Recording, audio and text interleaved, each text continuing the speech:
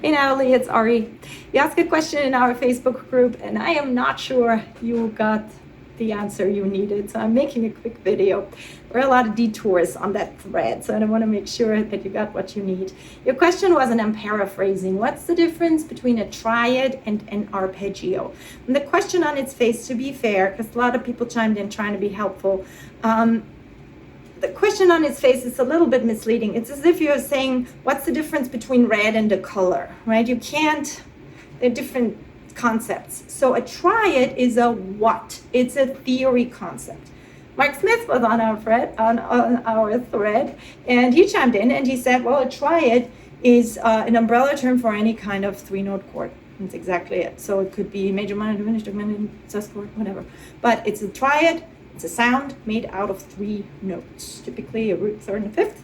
And watch me play this, playing them all at the same time. If I notate that out, you will see three notes exactly on top of each other. Now I'm going to arpeggiate it. Arpeggiating is a how do I play this, right? And arpeggiating is a very great way of interpreting a chord as a bass player, because as you hear, I'm playing them all at the same time, it sounds pretty muddy, right? And I'm playing one sound and then I'm done for the rest of the bar, right? And we are often asked to do something rhythmically in order to contribute to the song. So here the arpeggio, or, right?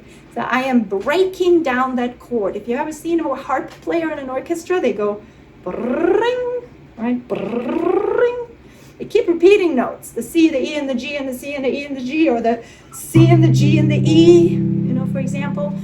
This is another way to play a chord on the bass, by the way, without sounding very muddy, is when I spread it apart. So now I'm playing root, fifth, third, right, or 10th.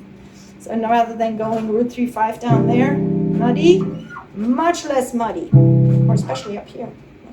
Right? So, and you spread them apart when you play them in different ranges. When you are, if you want, you can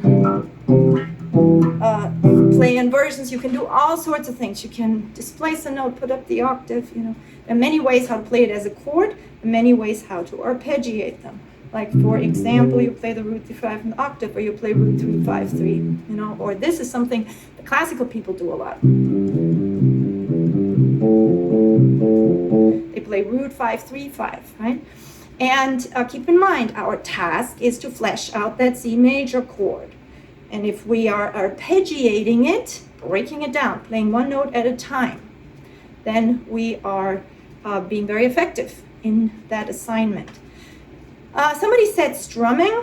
It's a little dangerous because I can strum like a guitar player would strum, right? If I strum it like this, it's a chord. If I strum it fast, but if you strum it slowly, then it sounds like an arpeggio again, right?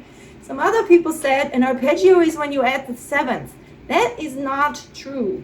I can arpeggiate any chord, a triad, three-note chord, or a seventh chord, which is a four-note chord. I can arpeggiate any kind of chord. But just because I'm arpeggiating it doesn't change the what, doesn't change the theory, not at all.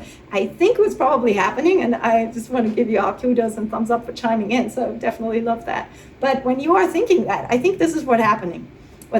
You're going root 3, 5, and you want to add another note, right? You don't want to go back to one that you already played, which you could, but you want to keep going. And then playing the seventh probably got good ears, so you're going, depending on the context, the flat seven fits, and then you end up arpeggiating like this with the flat seven on top, or good ears, you go major seven, like in a walking bass.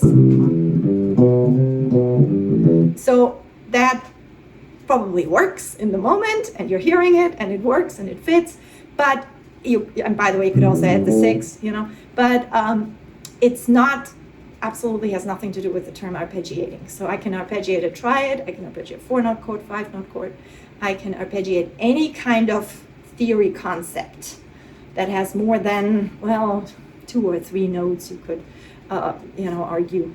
There are synths that can arpeggiate even just 2 notes. They do, keep repeating things. So theoretically, you could arpeggiate just 2 notes, but typically we talk about a triad and up. arpeggiating is one note after another. You know, the chord itself looks like this on the chart, and the arpeggio looks like bing, bing, bing, bing, bing. It goes sort of to the right. You have to read to the right. It's not just all there in one note where you look at it, where it's like, that's the chord, that's arpeggiating the chord. Okay, and you have a lot of freedom on how you do that on the bass. Or, you know. So there's many ways how to arpeggiate and all that good stuff, but I think the bare bones of the question is answered by saying chord, arpeggiated chord.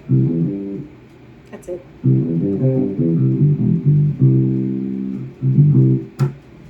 Hope that nailed it.